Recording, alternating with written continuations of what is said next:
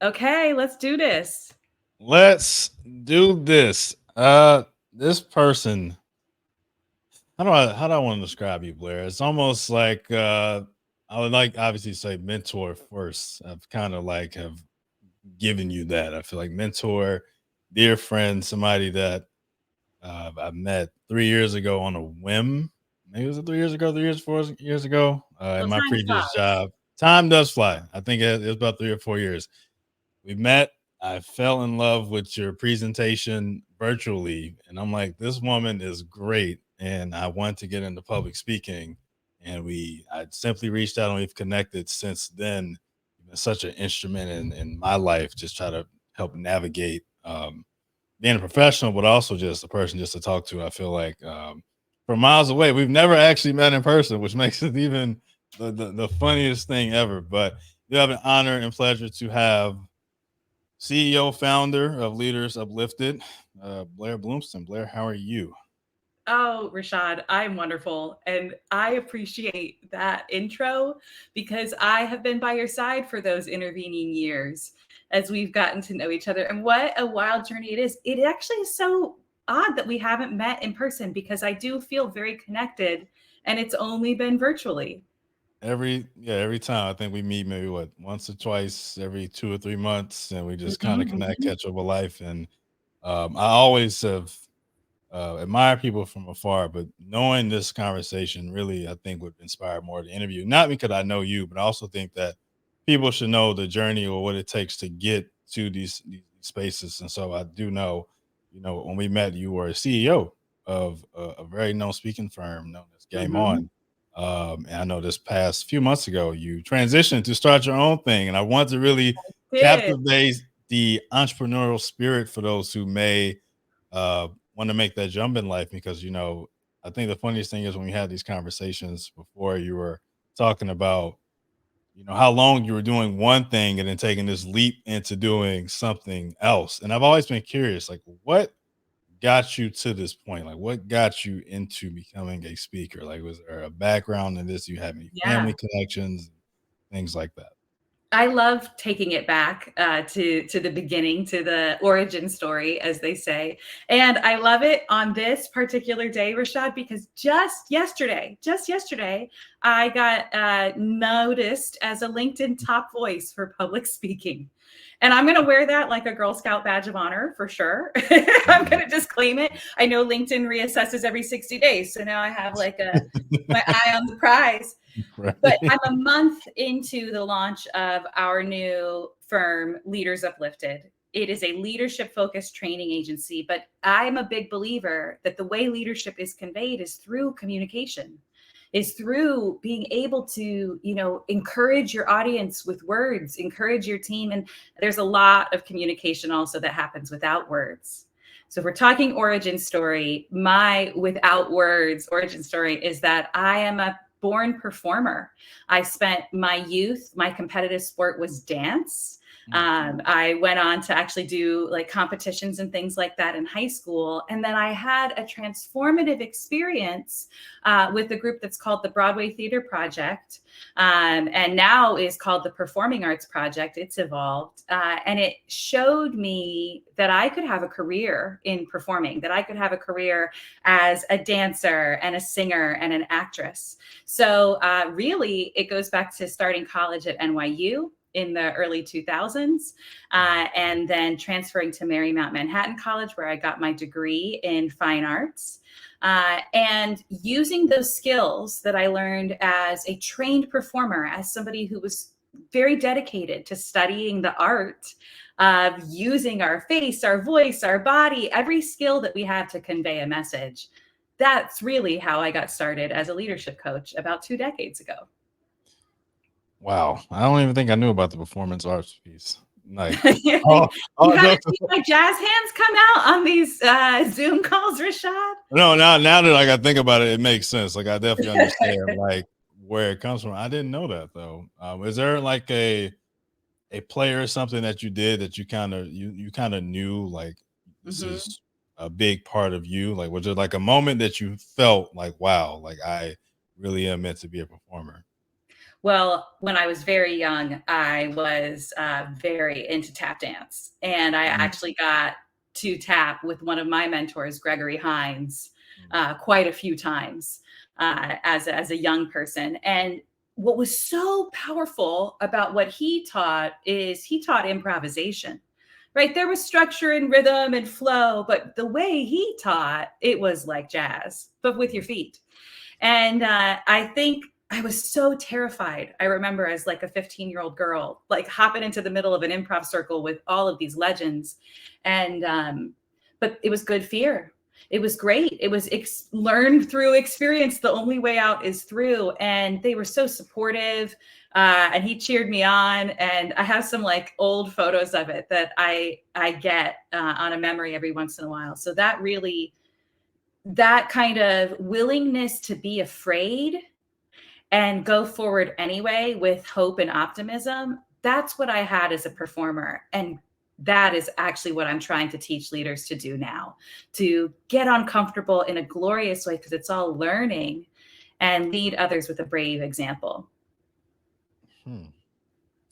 You just sparked the question. So transitioning now into you doing this now with Leadership Uplifted. I'm trying to go back to like your first experience with public speaking and leadership. How do you think you best navigated through those spaces? I think I talk to you all the time about what it means to be a good leader, but in your eyes, what do you think is required to be a good leader?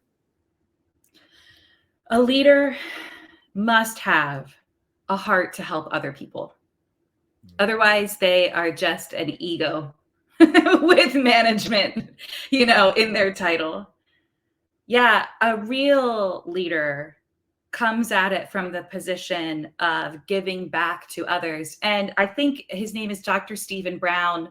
I recently saw quoted, and I've seen this before, and it has been a maxim of mine recently, is that you can't call yourself a leader until you've created another leader who can create another leader, right? So that there's generational paying it forward of the skills.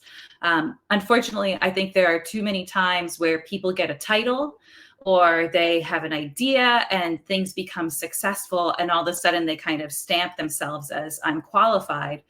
People can come to leadership through all sorts of different stories and qualifications, but at the heart, it's about taking care of others. Mm. And what do you say? And I guess when you first got into leadership, what do you think was like the biggest thing that you learned? Just navigating on how to be a good leader or creating that generational leadership, like you said. Well, I was in a really cool spot because I first got kind of informed about what leadership really was after college, after graduation. I had a great school experience, but my first job was centered in a sports boarding school called IMG Academy in Bradenton, Florida. It's a Mm, famous, like, hot spot for talented athletes. The Williams sisters used to train there when they were young, as an example. yep. So when I got there, I could see that these young athletes and visiting pros were not just working on their sport. They were working on their mindset. There was a whole performance division, right? Mental conditioning dedicated toward a neutral mindset. Trevor Moad and Chad Bowling were two of the leaders of that division when I got there. Mm, I was there with Steve Schembauman and Game On to work on communication skills. That was our primary focus, to help the athletes like have conversations, be in front of the media, develop their personalities. But there was physical conditioning, there was vision training, there was nutritional training. So what I learned in that environment for my first 8 years as a pro is that it takes a complete picture to really grow as a person. You can't just rely on the work achievements. You've got to prioritize life. You got to prioritize taking care of yourself. And again, back to that encouragement, although it was sports, it wasn't competitive, right? It was kind of cooperative. Everybody was getting better alongside of each other. So mm, those are some of my takeaways. And obviously, with leadership, there's pros. Um, the adversity pieces to that. How do you think you've navigated from an adversity piece of leadership then, and then even now, even starting your own venture? Well, I definitely felt it as a woman in kind of the sports industry. And I've never hid the fact that I appreciate sports. I sometimes jokingly call it sports ball because I'm not a super fan. but I have value that I can bring to the industry. I remember early when we started to have NFL draft picks come through the program at IMG. So these gents would spend like 12 to 16 weeks before the combine to drop weight, gain speed, whatever they needed to do, because that combine was a big contest. But one of the coolest parts about the draft process is that there are interviews. And when all things are equally rated physically, all that potential, the player's position is the same, right? Sometimes their personality can really help them shine. So I remember, I had two colleagues who were great at doing the media training. They were guys, they liked sports, they knew, who all the players were and stuff. I didn't. But because we were a department and because we were a team, we had to share the space. Sometimes they just weren't available. And frankly, I wanted into that situation to say, hey, I can do this too. And so one of my highlights was actually getting to work with Kirby Smart, who's the head coach at Georgia now. When he was going in for some job interview training, he wanted to kind of hone his story as he transitioned from Alabama to Georgia. So for me, the adversity was in she's here. I don't know. She seems very enthusiastic. Is that really right to work with these tough athletes? But I could see them eye to eye. I could see Coach Smart eye to eye as just people who want to communicate. So I was never shy from fighting to say, hey, I'll teach that class. I want in. I got that. No worries. I got this one. Yeah. Oh, that's actually impressive. So you're pretty much saying that the main skill set was your ability to kind of help navigate in a enthused way, and the willingness to work through these things. I think is really cool. From a entrepreneurship, side of thinking now, because I'm more so curious. Because when I heard about the transition, I was like, that takes some guts, man. To be, it takes some. I remember I reached out and I was like, I haven't heard from her. Then I saw the thing on LinkedIn, and I was like, that's why I haven't heard from her. Yeah. When you made the decision, I guess my first thing is like, what was your initial thoughts behind it? And two, I know you're still relatively early in the space. How have you been able to, transition from that? I was, with my last firm for 20 years, and I moved from intern into, equity partner. And along the way, it was really important for me individually, aside from where the business was heading, to keep it interesting for myself and to kind of grow and reinvent myself. So I transitioned from being primarily a facilitator into learning the art of business development, into working on some major instructional design projects. And there's so many other things in between too. I'm a self-taught government contracting nerd. Look at this facial expression. Maybe you can hear it if you're audio only. I just geeked out about that hard. Yeah. So when a season was shifting in my life, and my husband and I, who have worked together for a long time, kind of looked at each other. Both of our parents were entrepreneurs. They both owned their own business. I didn't appreciate as a kid growing up in that household the intrepid, brave spirit it took to be like, yeah, I'm going to do this. I can figure it out. But suddenly I found myself having that same spirit too. And since I had pushed myself to never get complacent, to keep learning, to keep adapting and growing new skills, I'm not going to say I have it all figured out for sure, but I'm intrepid enough and confident enough that I've done this before. I always had an entrepreneur's mindset, even when I worked inside of a different firm.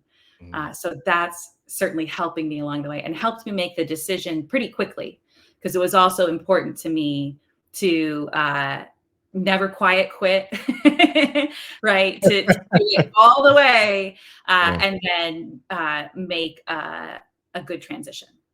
And quiet quitting is quite the thing now. And in today's time, I understand, because there's a lot of pressures, right? Work pace keeps increasing, and people have to kind of balance out life. Quiet quitting, I think, happens when you're at the end. There's What else can you do? However, I would encourage people to think about the elements of not quitting on yourself within it. If you need to radically protect your energy, do that ethically, but don't quit on yourself or your own ambition, right? Do what you need to do to get out of that situation or evolve past it. That's actually an interesting perspective. I never thought about it like that. Oh, 'Cause yeah. I often view quiet quitting in a sense of I'm not trying to overexpose. I think there's been a moment or two where I've considered quiet quitting in previous employments, kind of like just doing the bare minimum while slowly thinking I'm about to get out of here and not really recognizing that I guess the same problems that I had with there, I probably would have at the next place, and not thinking about the overall theme of why I'm doing it. So I think that's actually a very bright perspective to know, like, it shouldn't be as self-serving as it may come off. At least that's how I'm interpreting it. Oh, Um, Rashad, I'm totally with you. I don't think it's a malicious thing. I think it's a defense mechanism. It's like a last stop of kind of people saying, I've got to make a change somehow. And it's done, I hope, with respect and, not at the harm or expense of the organization. But again, you can't quit on yourself in it. If you need to, it's the same as like balancing social relationships. Sometimes we're with friends a lot. Sometimes we don't have a season for that. Right. But at all points, we should just be trying to get back to balance, to equilibrium. So if you feel like you have to quiet quit at work, as quickly as you can, start up your work of working on yourself. mm, that makes sense. The balance piece. I'm thinking about kind of going back to the story piece. I know that your vision has changed immensely from doing performing arts into speaking and training now. What is the story that you want people to know about you per se? I mean, I know it's always, at least my thought is, it's always ongoing. The chapter is always continuing, but I guess right now at this present moment, like if somebody was curious to know, like, who is Blair? Like, Sure. what do you want the story, I guess, to be presented as? I feel like it's a good thing that you're asking me this question, and I'm grinning ear to ear, like excited to say what the story is. Mm, Um, I am so literally uplifted to help leaders right now, to help them grow, to help their mindset, to help them transfer optimism to others. And that is not from me. That's a kind of a reference to Jen Fisher, who's the Chief Human Sustainability Officer at Deloitte right now. That's in her book, Work Better Together. Yeah. When I named the company, I had a very clear objective. I wanted to specifically explain what I do in the company's name, no questions about it. I work with leaders, and that could be anybody who identifies themselves as a leader, whether they have the title yet or not, right? We all have that empowerment to become leaders, to take proactive action in our lives, right? mm, And then uplifted is a feeling. And it's a feeling that's grounded in authenticity. It's a feeling that's grounded in hope, in inspired action. These are things that I think only a few people in the industry are really adopting on a day-to-day basis. We've talked about physical well-being. We really focus on mental well-being. And maybe I'm coming at it from emotional intelligence here, but uplifted is a feeling. And I'll tell you, I'm smiling about telling this story because it wasn't until we picked the company name, my husband and I, that I realized how much I actually use the word uplifted in my everyday vocabulary. Like, I'm trying not to be too on top of it now and kind of back off, but I yeah. use that word. And after people talk to me all the time, the number one thing I hear from friends, colleagues, potential clients after we chat is, I feel better. I feel better after this conversation. So I want to share that superpower with others. Yeah, I think the greatest thing I've always have admired, I guess, about you and I in this our connection is like I'm like this woman is always so positive. Like I think I could share, it's like I could share anything, and she's like, "Oh, you just look at it a different way. Like let's like turn the frown upside down." And I'm curious to know, and you might have alluded to it. What kind of sparked this eager, enthused optimism. I know there's a performance element there. You have to act in character in certain things, but I'm always curious to know, like, when people are like this, are they like this because they've made themselves like this, or they've always been like this? Oh, Rashad, I appreciate that. And I want to hit on something that you just said, like the performance and in character, right? Because this is what I can tell you has kept me going for 20 years. Not being in character, being authentic, and being okay with showing the parts of real me that need to show up in that moment. If my energy is high, like if my barometer is like pressure, intensity, I think of myself as like building hot air balloons kind of with how I enter a room. That's not me all the time, but that's me when the moment is right for it. So I also have a big, it's been cool. I'm in the debate on what is toxic positivity, because there are moments where too much positivity has an adverse effect, right? Like telling my child who's fallen down and scraped his whole knee up and he's bleeding, and he's like 7. And I'm like, picking up the little pieces of this kid. It is not the right time to be like, son, you just need a mindset shift. He needs care, he needs immediate, Band-Aid attention and stuff like that. So leaders should be intuitive, again, to serve their team, to care about their team, to check in with their team and think, what does my teammate need before what do I need out of my teammate? If they could just make that shift, what does my teammate need first? And then let me calculate what I need out of my teammate right now.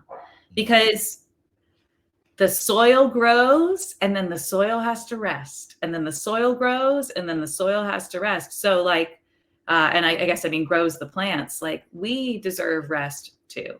So yes, I bring it. I'm very excited to be on this podcast with you, Rashad, because we know one another. But I also rest. I also am quiet, so that I have both. I can do both. I like that, being authentic in that. Cause I feel the same way sometimes when I've had opportunities to speak and present. Because somebody told me that before. It's like when you're talking, you're like a totally different person. But then when I see you all the time, it's very just like low monotone. But like when you speak, it's like it's this thing. And I kind of mentioned like feel like I'm in character sometimes. But I do think that you're right, when the moment is right or when the light is, I guess, being shined upon you, and that's I guess the time to do it, to kind of display yourself in a different way. I was TikTok calls that main character energy. I love Yes, main character energy. We are literally the main character in our own lives. Even those humble people out there, like, it's still your story. So yeah, so it's okay to find your moment to turn on main character energy, particularly if you're a public speaker. It's kind of part of the job. Yeah, and I wanted to get into that real quick before we wrap up. And you may have insight to this. I think for those who may be interested in getting into public speaking, regardless like how to get into it, I know it can be its own hill and valley. I do think you do have good insight on providing like tips on how to be good at it. I do think people have an innate Sure. fear of public speaking. I think public speaking may be number 1 or 2. I know between that and death, I think public speaking might be. Yeah, I don't feel like that's like from like the 1950s now. Maybe we Yeah. need to find an updated study, but I get your point. But yeah, when I talk to people about public speaking all the time, I'm like, oh yeah, I love it, I enjoy it. It's like, there's no way I can do it. I'm like, well, if you really think about it, though, there's something about having the ability to try to captivate an audience for whatever it is, talking about whatever. Yeah, there's a nerve wrackingness. I'm like, that's when you feel alive. Like, maybe I'm like, it's just me because people look at me crazy when I say that. But I'm curious to know, what do you think are some tips for those who may be interested to get into public speaking, or how to become better at public speaking, regardless if it's being a public speaker itself or just for like their job or anything of that Sure. nature? Okay, so I will say this from the mountaintop of, I have been a public speaker for 20 years now, and I have delivered keynotes to, rooms of thousands, and small groups too. I can't sometimes believe how I got here, because when I was a high school senior, my prep school required every senior to give a speech, a short 5-minute speech, senior speech day. It was going to be your day. I was absent twice because I was so freaked out about having to give a 5-minute speech. I was so terrified of it. I know it doesn't make sense, but at that time I was studying acting where everything was on a script. So it wasn't about me. I just had to deliver the script well. And so fast forward to this 20-year career of being a public speaker, not just speaking, but who uses improvisation, game-based learning, right? There's no script. It was by design, there was no script. And it was get out there, do it, see what happens. And I've learned to get out of the water and get up onto the board and surf that wave now. But if you saw me on my senior speech day, the third time when the teacher was like, oh, you're here, you're giving the speech now. And I was like, okay, yes, now. My 17-year-old self to where I am now, it's wildly different. So this is my advice. Anybody who tells you you don't need to prepare is incorrect. It is something that you need to prepare for. You need to get your thoughts out of your mind. You can't just say it to yourself in your head in the shower. At least, at a minimum, write down the bullet points of what you want your presentation to be, and then like edit at least one round those bullet points. Don't totally wing it, okay? And then on the other side, you can overdo it too. You can overcook it. So don't ask ChatGPT to write you out a full script that's like multiple pages of what you plan to orate. You know, that's not going to work either. You won't be able to memorize something. Memory goes away weird up there when adrenaline kicks in. So there's a happy medium, and it's robust bullet points on a page or two, depending on length. And the last thing is practice your speech with a timer, because man, things change when that timer comes on. Put an alarm on and practice it with a timer. And even better, if you can practice it out loud while you're like folding laundry or raking leaves or throwing a tennis ball against your garage door, some sort of kinetic movement, right? It's kind of like, I guess, athletes training in a different oxygen environment so that when they come back to sea level, it's like easier because there's more air, right? If you train on time in kinetic movement and practice with just the bullets, your authentic voice of the speech will come out. And you practice that 3, 4, 5 times and then let it go, because whatever's going to happen up there on stage is going to be beautiful. If you drop something, you'll know, but your audience won't know. So continue forward. Last advice is see it like play. Things are better when we approach it like play, like recess, right? It's a playful moment. It's not going to last more than an hour for a keynote. It'll be over. Just go play. I love that. That was well said. I also tried that tennis ball thing. That was tough, but it definitely, I think it prepared me. I think I've noticed with me at least that when there's those moments of angst, or I feel like I'm about to lose my train of thought, I'm like, if you just gather yourself for 2 seconds, pause it, you'll get back to it. So when I had the opportunity to do it a couple of weeks ago, it went well. And it was just like I had a moment where I like kind of blanked out for like 2 seconds, not because I was nervous, but I just think I just hit this state and I was like, what am I about to say next? And then I thought about the practice thing. So I do appreciate that. Well, I appreciate you and the time too. I think this was great. I definitely have, as always, learned a lot when we get a chance to connect.